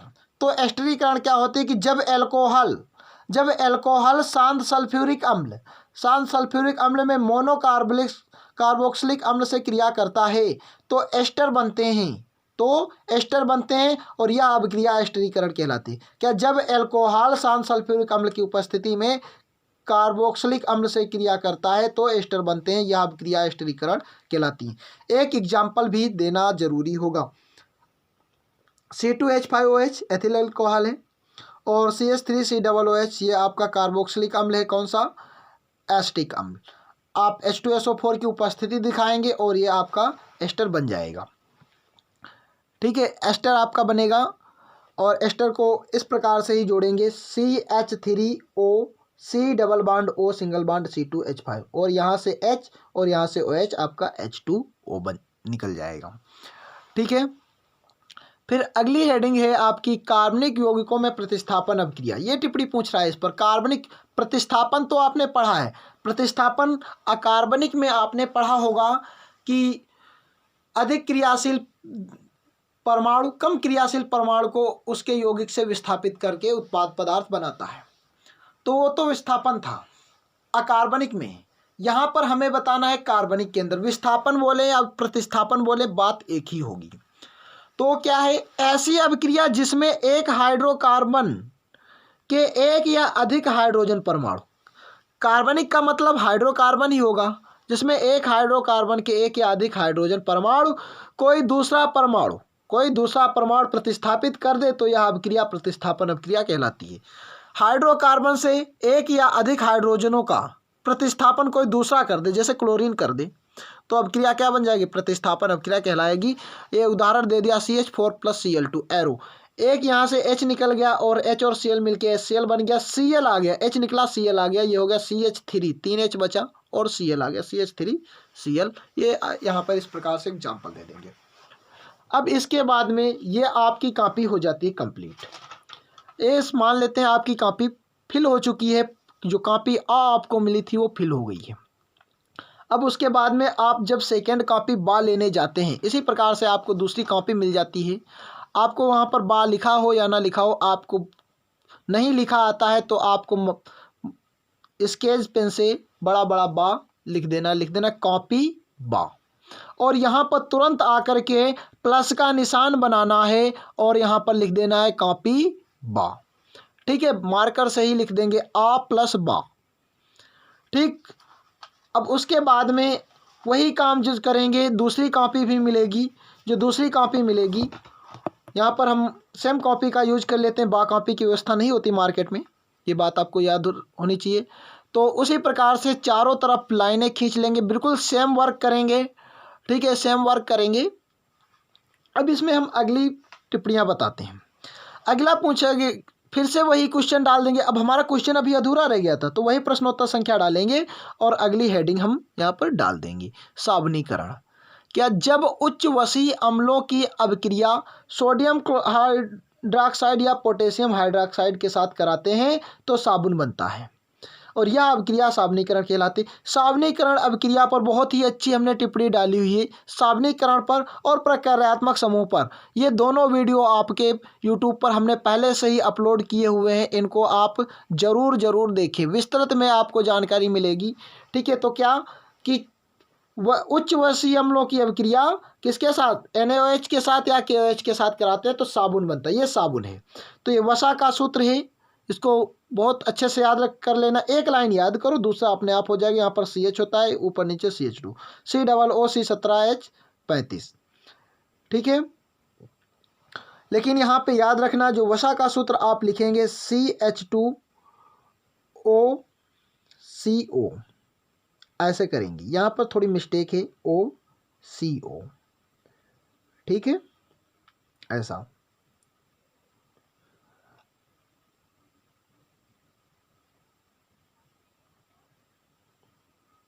कैसे भी आप लिखें, संरचना अगर वैसे लिखते हैं तो भी कोई दिक्कत नहीं है, क्योंकि संरचना आपकी सेम होती है, एक O ऊपर और एक O साथ में होता है। ठीक है, संरचना आपकी सेम ही रहेगी। तो ये आपका बन जाएगा C17H35 COONA, और ये आपका ग्लिसरॉल बन जाता है। ठीक है, आप एक उदाहरण दे सकते हैं। फिर उसके बाद में प्रक्रियात्मक समूह। क्या प्रक्रियात्मक समूह होता क्या है? परमाणु या परमाणुओं का एक ऐसा समूह जो किसी कार्बनिक यौगिकों के गुणों को बताता है, प्रक्रियात्मक समूह कहते हैं। कार्बनिक यौगिक के गुण बता देता है, जैसे OH लगा होगा बता देंगे एल्कोहल है, CHO लगा होगा तो एल्डिहाइड है, CO लगा होगा तो कीटोन है, और सिंगल बॉन्ड COOH होगा तो कार्बोक्सिलिक अम्ल है। ठीक है, ये प्रक्रियात्मक समूह के उदाहरण हैं, ये प्रक्रियात्मक समूह होते हैं। अब क्वेश्चन 8 कंप्लीट हो गया। अब 8 के अथवा की भी टिप्पणियाँ आपको बता देते हैं। अथवा के 8 में भी आपसे 4 टिप्पणियाँ पूछी गई हैं कि पहली है हाइड्रोजनीकरण और कार्बनिक यौगिकों में ऑक्सीकरण अभिक्रिया, सजातीय श्रेणी और मिशेल। ठीक है, सजातीय श्रेणी आपका यूट्यूब पर विस्तृत में पढ़ाया हुआ है। ठीक है, वहाँ पर जाकर के देख सकते हैं। तो पहली अभिक्रिया है। अब इन चारों में देखो, 4 अभिक्रिया ऊपर दी गई थी, 4 नीचे दी गई। ये नहीं 2 यहाँ से कर दी 2 यहाँ से कर दी, आपको पूरा नंबर मिल जाएंगे, ऐसा बिल्कुल नहीं करना। या तो ये चारों करो या तो ये चारों करो। ठीक है, यही आपको करना है। प्रश्नोत्तर संख्या 8 अथवा। तो इसमें पहली है हेडिंग हमारी हाइड्रोजनीकरण। तो हाइड्रोजनीकरण क्या होता है? किसी असंतृप्त यौगिक, असंतृप्त मतलब डबल बॉन्ड हो या ट्रिपल बॉन्ड हो, किसी असंतृप्त यौगिक में हाइड्रोजन जोड़कर संतृप्त यौगिक, संतृप्त मतलब सिंगल बॉन्ड, C और C के बीच सिंगल बॉन्ड, संतृप्त यौगिक बनाने की प्रक्रिया को हाइड्रोजनीकरण कहते हैं। ऐसा C डबल बॉन्ड C लिखोगे और साइड में आर आर 2 जोड़ दोगे। क्यों? 1 2 3 4 होने चाहिए, 1 2 3 4 बॉन्ड होने चाहिए, आर आर जोड़ दो। आर क्या है? हाइड्रोजन परमाणु या एल्किल समूह है, हाइड्रोजन परमाणु या एल्किल समूह है। और ये एनआई निकिल की उपस्थिति में अभिक्रिया कराओगे और हाइड्रोजन को यहाँ पर दिखा दोगे, या तो प्लस करके यहीं हाइड्रोजन लिख दोगे, यहाँ दिखा दोगे। फिर क्या करेंगे? सिंगल बॉन्ड लगा देंगे, एक एक एच दोनों में जोड़ दिया, 2 2 आर जुड़े हुए हैं। ठीक, इस प्रकार से इसका एग्जाम्पल दे सकते हैं। अगर इसका दूसरे तरीके से एग्जाम्पल देना चाहें तो ऐसे देख सकते हैं, CH2 डबल बॉन्ड CH2। ठीक है, CH2 double bond CH2, nickel की उपस्थिति है Na और ये H2, तो ये क्या बन जाएगा? CH3 single bond CH3। हमने जो R था वहाँ पर हमने हाइड्रोजन परमाणुओं को माना हुआ है। चाहे एल्किल समूह CH3 CH3 CH3 सब ले लो, जैसी आपकी इच्छा हो वैसा कर सकते हैं। ठीक है, चाहे आप यही एग्जाम्पल याद कर लें, चाहे आप ये व्यापक एग्जाम्पल याद कर लें, ये व्यापक है, ये मूल एग्जाम्पल है। फिर उसके बाद में कार्बनिक यौगिकों में ऑक्सीकरण अभिक्रिया, ये दूसरी टिप्पणी पूछी गई। तो लिखेंगे जब किसी अभिक्रिया में किसी तत्व या यौगिक के साथ ऑक्सीजन का योग होता है, ऑक्सीकरण मतलब ऑक्सीजन जुड़ जाए, या हाइड्रोजन का त्याग होता है, हाइड्रोजन निकल जाए, तो ऐसी अभिक्रिया ऑक्सीकरण कहलाती है। क्या? कि जब किसी अभिक्रिया के किसी तत्व या यौगिक में ऑक्सीजन का योग और हाइड्रोजन का त्याग होता है, तो ऐसी अभिक्रिया ऑक्सीकरण कहलाती है। एग्जाम्पल याद रखेंगे, ये हमने एक एग्जाम्पल दिया है, ये लिखा है एथिल अल्कोहल अर्थात एथेनॉल, ऑक्सीजन ये नवजात ऑक्सीजन, इसमें उपस्थिति दिखा दी है क्षारीय के MnO4 या अम्लीय K2Cr2O7 की उपस्थिति ले सकते हैं। ठीक है, पोटेशियम परमैंगनेट, और ये पोटेशियम परमैंगनेट है या पोटेशियम डाइक्रोमेट या अम्लीय K2Cr2O7 लिखते हैं। क्या? अम्लीय K2Cr2O7 सूत्र होता है पोटेशियम डाइक्रोमेट का। तो चाहे आप ये लिखें चाहे आप या लिखें, ठीक है, या इसकी उपस्थिति दिखाई जा सकती है, तो क्या बनता है? एसिटिक अम्ल बनता है और जल आपका निकल जाता है, और यह अभिक्रिया आपकी कौन सी? ऑक्सीकरण अभिक्रिया। और ये जो आप उदाहरण देख रहे हैं, ये कई बार आपसे पूछा गया, कई सेटों में क्वेश्चन आया हुआ है कि क्या होता है जब एथिल अल्कोहल का ऑक्सीकरण होता है, एथिल अल्कोहल का ऑक्सीकरण कराया जाता है क्षारीय के MnO4 की उपस्थिति में, अम्लीय पोटेशियम डाइक्रोमेट की उपस्थिति में कराया जाता है। ठीक है, फिर चलते हैं, आपको अगली परिभाषा बताते हैं। अगली परिभाषा में आपका दिया गया है सजातीय श्रेणी, टिप्पणी आई है सजातीय श्रेणी। तो क्या? कार्बनिक यौगिकों का वह समूह जिनका सामान्य सूत्र एवं क्रियात्मक समूह एक जैसा होता है। सामान्य सूत्र और क्रियात्मक समूह एक जैसा होता है, उसे सजातीय श्रेणी कहते हैं, तथा उनके सदस्यों को समजात गण कहते हैं। उदाहरण है आपका ये ethanol, methanol, ethanol, butanol, methanol, ethanol और प्रोपेनॉल। ठीक है, ये आपके उदाहरण हो गए, एक पहला उदाहरण ये, दूसरा उदाहरण ये। ठीक है, ऐसे आप कई उदाहरण दे सकते हैं। फिर लास्ट टिप्पणी आपसे पूछी गई मिसेल। मिसेल अर्थात साबुन की सफाई प्रक्रिया। ठीक, साबुन की सफाई प्रक्रिया पूछ सकता है, मिसेल पूछ सकता है, बात एक ही है दोनों।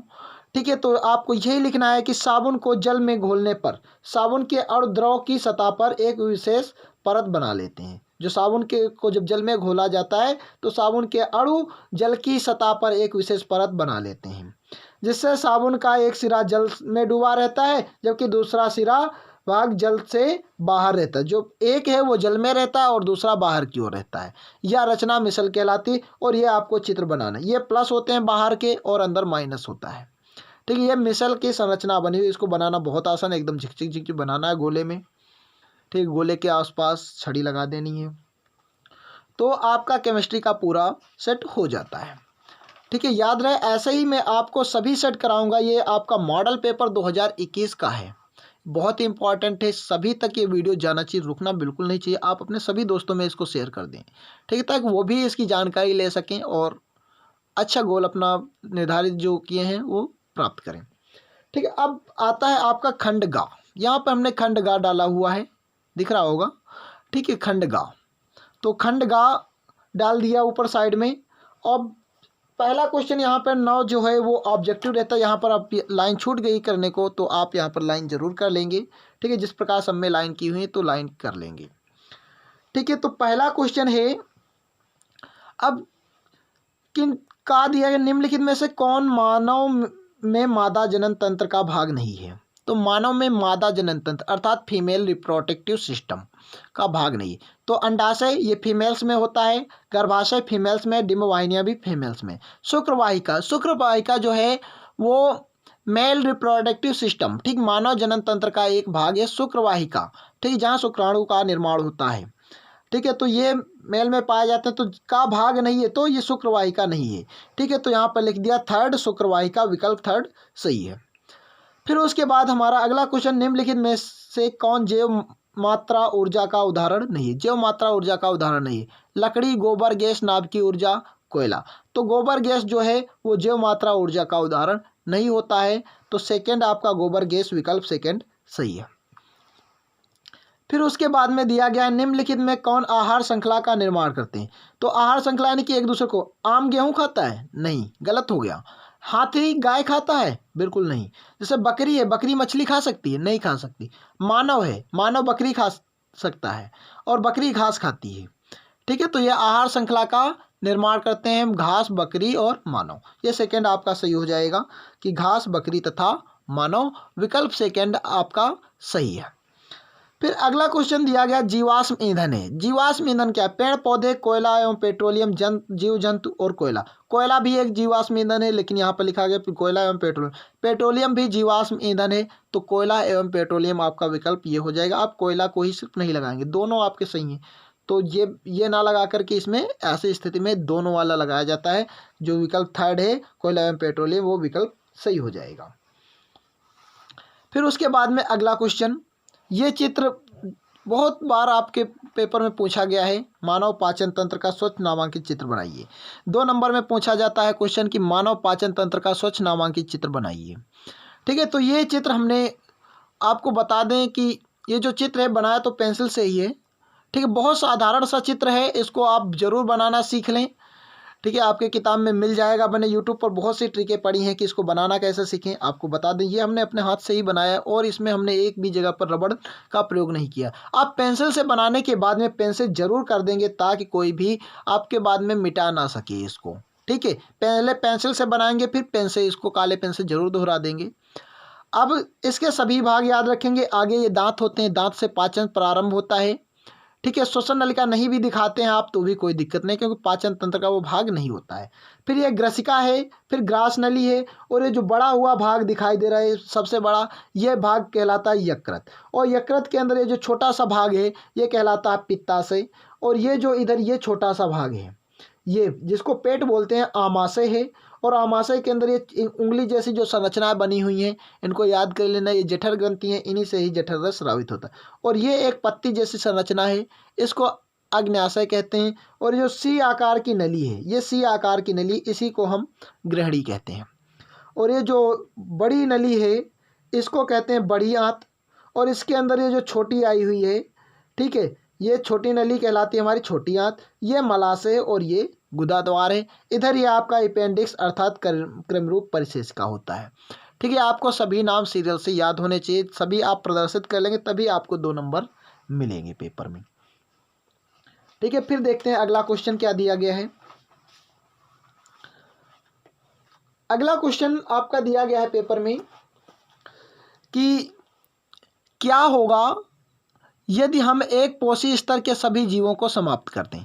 कि क्या होगा यदि हम एक पोषी स्तर के सभी जीवों को समाप्त कर देते हैं। तो क्या होगा यदि हम एक पोषी स्तर के सभी जीवों को समाप्त कर देते हैं, तो हमारी आहार श्रृंखला नष्ट हो जाएगी, क्योंकि प्रत्येक जीव दूसरे जीव पर निर्भर करता है। जैसे अब हम लोगों को भोजन नहीं मिलेगा, ठीक है, तो क्या होगा, हम लोग वो क्या जीवन संभव नहीं होगा, ठीक है। जानवर को घास चारा ना मिले तो जानवर नहीं रह पाएंगे। अब घास चारा ही नहीं उगेगा तो जानवर क्या खाएगा, ठीक है। तो प्रत्येक जीव नष्ट, हमारी जो आहार श्रृंखला है वो नष्ट हो जाएगी। उदाहरण के लिए घास, बकरी और मनुष्य। मनुष्य बकरी को खा सकता है, लेकिन बकरी घास नहीं हो, और मनुष्य घास भी खाता है। बकरी घास खाती है, मनुष्य बकरी को भी खाता है, और मनुष्य घास को भी खाता है। तो यह आहार श्रृंखला का इस प्रकार से निर्माण होता है। फिर 10 का गा क्वेश्चन दिया गया है कि मानव में वृषण के क्या कार्य हैं। मानव में वृषण के क्या कार्य हैं आपको ये बताना है। 2 नंबर का क्वेश्चन है, आपको कोई से 2 कार्य इसमें वर्णन कर देने। याद रखना, ये जीव विज्ञान का एक ऐसा पेपर होता है जिसमें आपको अपने कम शब्दों में अधिक लिखना होता है। मुख्य मुख्य बातों को लिख करके आप अपने नंबर इसमें अचीव कर सकते हैं। आप ज़्यादा बहुत ज़्यादा बढ़ा करके बिल्कुल ना लिखें, मेन चीज़ें लिखें, जो मेन पॉइंट हैं आपको पूरे ही नंबर मिलेंगे। तो मानव में वृषण के निम्नलिखित कार्य हैं, पहली लाइन लिखेंगे। तो क्या होगा वृषण में क्या होता है? वृषण तो मानव प्रजनन तंत्र का एक भाग है, मेल रिप्रोडक्टिव सिस्टम जिसको बोलते हैं। तो क्या होता है उसमें शुक्राणु का निर्माण होता है। कहाँ? शुक्रजनक नलिकाओं में। क्या वृषण के अंदर शुक्रजनक नलिकाओं में शुक्राणु का निर्माण होता है। अगला पॉइंट, अब वृषण के अंदर 2 प्रकार की कोशिकाएं पाई जाएं, सर्टोली कोशिकाएं और लेडिंग कोशिकाएं। ठीक है, जो सर्टोली कोशिकाएं हैं वो शुक्राणुओं को पोषण प्रदान करती हैं और लीडिंग कोशिकाओं से एंड्रोजन हार्मोन्स का स्रावण होता है। ठीक है, सर्टोली कोशिकाएं शुक्राणुओं को पोषण प्रदान करती हैं और लीडिंग कोशिकाएं एंड्रोजन हार्मोन्स का स्रावण करती हैं। ठीक है, ये आपके कोई से आप इसमें से 2 याद कर लेंगे और यही आपको लिखने हैं। फिर अगला क्वेश्चन आपका प्रश्नोत्तर संख्या 11, जो कि आपका 4 नंबर में होता है। इसमें आपको अथवा भी मिल जाता है। फिजिक्स में जैसे अथवा मिल रहे थे 4 नंबर में, इसमें भी आपको अथवा मिल जाता है। 2 नंबर में से आपको एक ही क्वेश्चन करना होता है। दिया गया है क्वेश्चन कि प्रतिवर्ती क्रिया क्या है, इस क्रिया में मस्तिष्क की क्या भूमिका है। प्रतिवर्ती क्रिया और उसकी मस्तिष्क में भूमिका बतानी है। तो प्रतिवर्ती क्रिया क्या होती है? किसी उद्दीपन के प्रति तेज व अचानक की गई अनुक्रिया, तेज हो और अचानक हो, क्या कहलाती है? प्रतिवर्ती क्रिया कहलाती है। प्रतिवर्ती क्रिया की मस्तिष्क की भूमिका, ऐसे प्रत्येक हेडिंग के नीचे आपको भी अंडरलाइन करना ही होगा, इसी से एग्जामिनर आपका इंप्रेस होता है। आप हेडिंग डालते हैं और काले नीले पेन का ही प्रयोग करें। आप लाल पेन का बिल्कुल प्रयोग नहीं करेंगे, हरे पेन का बिल्कुल प्रयोग नहीं करेंगे। 2 पेन तो आपको कॉपी में लगाने ही नहीं है। आप काले ही स्केच पेन का भी प्रयोग करेंगे, ये नहीं आप लाल स्केच पेन से अंडरलाइन करते रहें, ये नहीं करना। आप हाईलाइट कर सकते हैं चीज़ों को, लेकिन आपको हाईलाइट भी लाल और हरे रंग को छोड़कर ही करना होगा।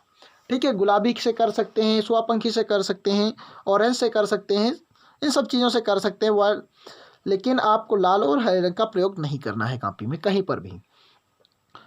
तो क्या मस्तिष्क में इसकी भूमिका क्या है? कि प्रतिवर्ती क्रियाएं मस्तिष्क के इच्छिक नियंत्रण में नहीं होती हैं। मस्तिष्क के नियंत्रण में इच्छा के विरुद्ध होती हैं, इनके नियंत्रण में नहीं होती हैं।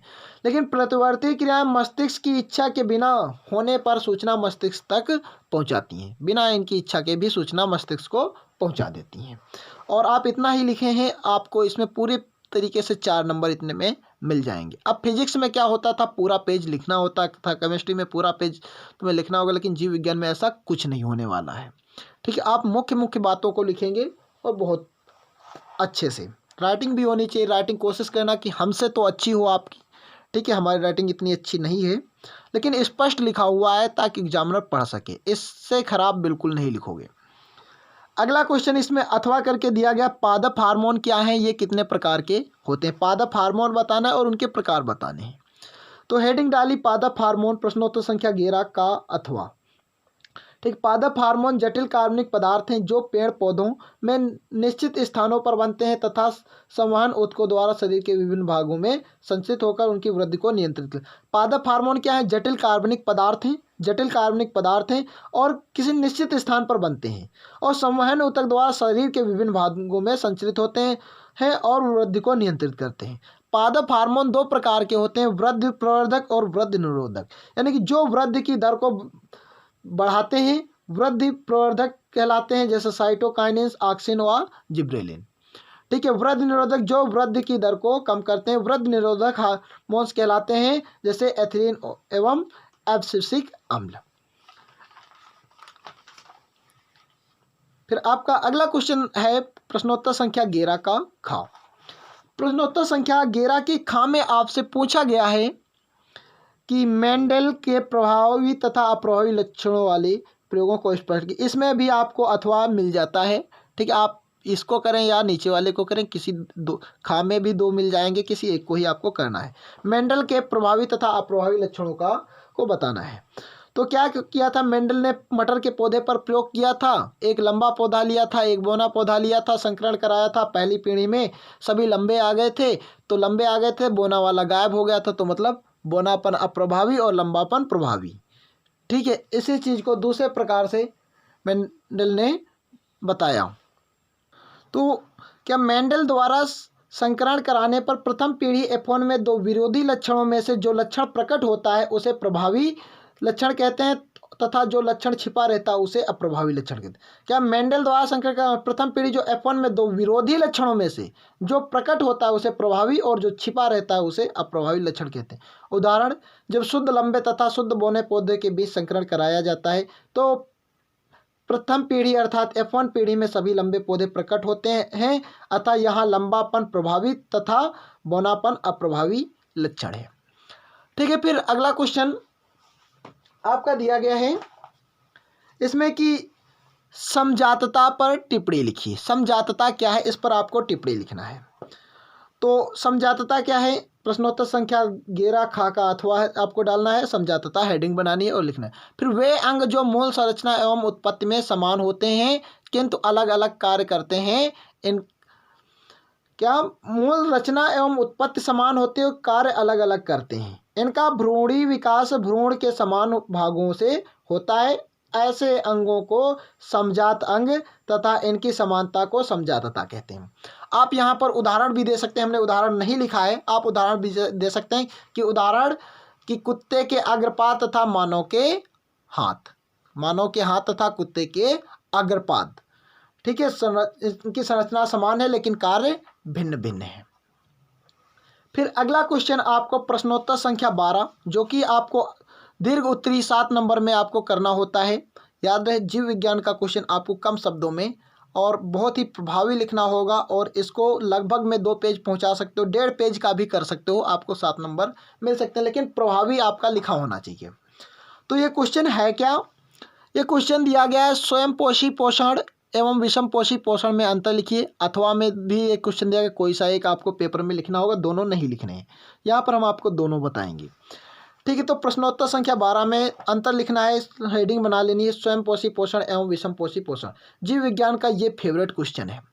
ठीक है, ये क्वेश्चन ज़्यादातर पुटअप किया जाता है पेपर में कि स्वयं पोषी पोषण और विषम पोषी पोषण में क्या अंतर है। तो हेडिंग बना ली आपको, अब जितना भी आप इसके बारे में पता है, अब दीर्घ उत्तरी को ऐसे लाइन खींचकर इधर स्वयं पोषी पोषण और विषम पोषी पोषण दीर्घ उत्तरी को ऐसे नहीं लिखा जाता है, ये बात आपको याद रखनी है दीर्घ उत्तरी के लिए। ठीक है, तो इसको आप हेडिंग बना करके लिखोगे स्वयं पोषी पोषण, जितना भी आप जानते हैं स्वयं पोषी पोषण में लिख सकते हैं, हमने बहुत काफ़ी सारा लिखा है कि पोषण की वह प्रक्रिया जिसमें जीव अपने आसपास के वातावरण में उपस्थित सरल अजैव पदार्थों जैसे पानी, कार्बन डाइऑक्साइड और सूर्य के प्रकाश से अपना भोजन स्वयं बनाते हैं, सो पोषी कहलाते हैं। ठीक है, उदाहरण के लिए हरे पेड़ पौधे सूर्य के प्रकाश व क्लोरोफिल की उपस्थिति में पानी तथा कार्बन डाइऑक्साइड को कच्चे सामग्री के रूप में प्रयोग करके अपना भोजन स्वयं बना लेते हैं। यह प्रक्रिया प्रकाश संश्लेषण कहलाती है। ठीक है, प्रकाश संश्लेषण एक जैव रासायनिक प्रक्रिया है। इस प्रक्रिया में ऑक्सीजन उप उत्पाद के रूप में निकलती है और प्रकाश संश्लेषण ही एक ऐसी प्रक्रिया है जिसके द्वारा सौर ऊर्जा रासायनिक ऊर्जा में परिवर्तित होती है। ठीक है, ये सब चीज़ें आपको लिखने के बाद में आपको लास्ट अगर अभिक्रिया पता है प्रकाश संश्लेषण की तो आपको ये लाइन लिखनी है, प्रकाश संश्लेषण की सकल रासायनिक अभिक्रिया निम्नलिखित है। तो अभिक्रिया क्या होती है, जल और कार्बन डाइऑक्साइड, जल और कार्बन डाइऑक्साइड, यहाँ पर क्लोरोफिल, क्या क्लोरोफिल लिखेंगे और सूर्य का प्रकाश, सूर्य का प्रकाश, ये इसकी उपस्थिति होनी चाहिए। और कार्बन डाइऑक्साइड जल ले लिया, ग्लूकोज बन गया, जल और ऑक्सीजन मिल गई। ठीक है, 6 12 6 6 ऐसे अभिक्रिया याद रखते हैं। फिर विषम पोषी पोषण क्या है, तो विषम पोषी पोषण क्या, तो वह प्रक्रम जिसमें जीवधारी अपना भोजन स्वयं नहीं बना सकता बल्कि अपने भोजन के लिए अन्य जीवों पर निर्भर रहता है, विषम पोषी कहलाता है। उदाहरण के लिए मानव व अन्य जीव, जैसे अब हम खाना तो अपने आप बनाया जाता है, तो ऐसा नहीं, खाना हमें कहाँ से प्राप्त होता है, पेड़ पौधों से प्राप्त होता है। ठीक है, तो उस प्रकार से अगली लाइन हमने दूसरी परिभाषा भी यहीं पर दे दी। ऐसे जीव जो अपने भोजन के लिए दूसरे जीवों पर निर्भर रह करते हैं विषमपोषी जीव कहलाते हैं और उनके पोषण की विधि को विषमपोषी पोषण कहते हैं। फिर विषमपोषी पोषण विभिन्न प्रकार के होते हैं, मृतपोषी पोषण, परजीवी पोषण और प्राणसंभोजी पोषण। तो आप इनके बारे में भी अगर जानते हैं तो लिख सकते हैं। मृतपोषी पोषण क्या होता है कि पोषण की वह प्रक्रिया जिसमें सजीव मृत जीवों से अपना भोजन प्राप्त करता है, मृतपोषी कहलाता है, जैसे कुकुरमुत्ता और यीस्ट। अगला प्राणसंभोजी पोषण की वह प्रक्रिया जिसमें सजीव किसी दूसरे से अपना भोजन प्राप्त करता है, वो प्राणसंभोजी पोषण कहलाता है, परजीवी पोषण कहलाता है। और परजीवी पोषण में अमरबेल होता है। ठीक है। प्राणसंभोजी पोषण की वह प्रक्रिया होती है जो किसी सजीव के शरीर से किया जाता है और इसमें आते हैं जूं और खटमल, सब इसी के उदाहरण हैं। ठीक है। इस प्रकार से इसका भी आप वर्णन कर सकते हैं आपको अगर कम लगता है तो। ठीक है। बाकी इतना है कि इसमें आपको 7 नंबर मिल जाएंगे। फिर अथवा में जो इसके क्वेश्चन दिया गया है कि अथवा में क्वेश्चन है कि वृक्काणु नेफ्रॉन की रचना तथा क्रियाविधि का वर्णन कीजिए। ठीक है। वृक्काणु नेफ्रॉन की क्रियाविधि का वर्णन करना है तो इसमें आपको लिखना है कि हेडिंग बना दी रचना तथा कार्यविधि। ठीक है। वृक्काणु की रचना और कार्यविधि। ऐसे आपको चित्र बना लें। चित्र बनाना बहुत आसान है, हमें रबड़ भी लगाने की किसी भी चित्र में आवश्यकता नहीं पड़ी है। ठीक है। ये आपकी ये जो घूमी हुई नलिका दिखाई दे रही, ये दूरस्थ नलिका है, ये आपकी सीधी वाली संग्राही नलिका है, और ये जो पतली नलिका दिखाई दे रही है हेनले लूप है, और ये जो यहाँ पर ऐसे घुमा हुआ है ये समीपस्थ नलिका है, और ये जो इस प्रकार से कप के आकार का है ये कहलाता है बोमेन संपुट, और इसके बीच में ये जो ऐसे लाइनें हमने खींची हैं ये है कोशिका गुच्छ। ठीक है। अब इसी के बारे में आपको लिखना है। ये प्रश्नोत्तर संख्या 12 का अथवा हेडिंग डालनी अगर आपको अथवा करना चाह रहे हैं।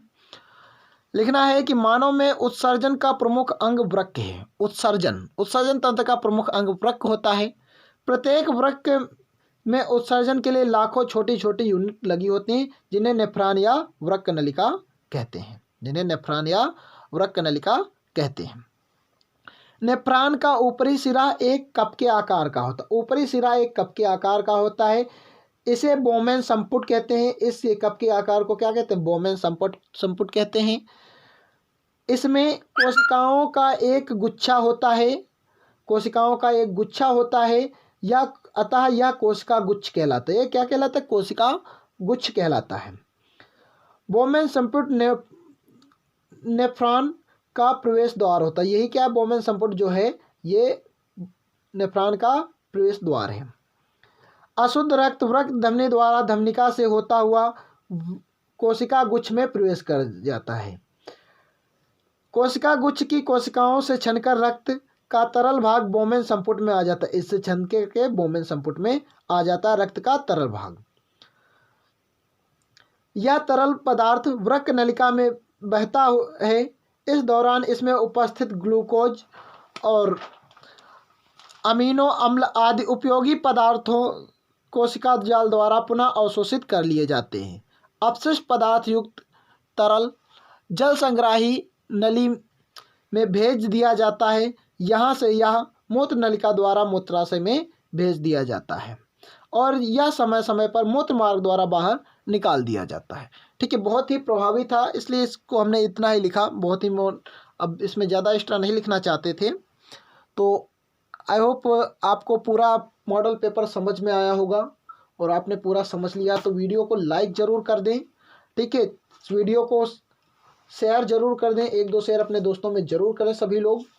ठीक है। चैनल को सब्सक्राइब करें और बेल आइकन को भी ऑन रखें, क्यों अब मैं आपको समय समय पर सभी मॉडल पेपर और 2 साल के प्रैक्टिस सेट इसी चैनल पर आपको कराऊंगा, जिससे आप अपने इसी 2 महीने में परीक्षा की ऐसी तैयारी कर सकते हैं जिससे आप 70 में 70 नंबर ला ही सकते हैं। कोई नहीं रोक सकता। ठीक है। नंबर आपको अच्छे मिलेंगे, मेहनत करोगे तो सब कुछ संभव है। समय ये नहीं कि कम रहा है, कम तो है, लेकिन आप मेहनत करेंगे तो कम कुछ नहीं होता है। इतने समय में आप सब कुछ कर सकते हैं।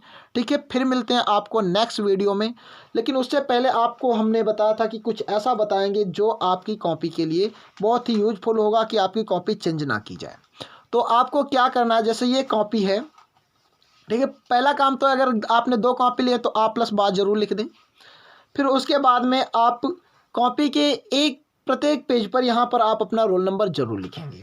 प्रत्येक पेज पर होना चाहिए, इस पर लिखने की आवश्यकता नहीं, या इसी साइड लिखें, एक साइड लिखना, इधर लिखना है, ताकि कोई भी पेज आपका ना फाड़ा जाए। और इस प्रकार की आपको काट पीट बिल्कुल भी नहीं करनी है, बिल्कुल एक लाइन में आपको काट देना है, ठीक है। लाइनों से काटना, घिचपिच नहीं करना है, वाइटनर का कम से कम प्रयोग करना है, लाल और हरे पेन का प्रयोग नहीं करना है बिल्कुल भी। और बहुत सुंदर लिखेंगे, और जहाँ पर आवश्यकता पड़ती वहाँ पर चित्रों को भी जरूर बनाएं। जैसे यहाँ पर चित्र नहीं पूछा गया था फिर भी बनाया, ऐसे एग्जामिनर पर एक इम्प्रेशन जाता है और उस इम्प्रेशन से वो इम्प्रेस होकर के आपको नंबर दे देता है, ज़्यादा आपकी कॉपी को छानबीन नहीं करता है, ठीक है। तो यही सभी ट्रिकें हैं, धीरे धीरे आपको और भी बातें बताएंगे आने वाले वीडियोज़ में, तो बने रहें हमारे साथ। फिर मिलते हैं अगले वीडियो में, तब तक के लिए थैंक यू।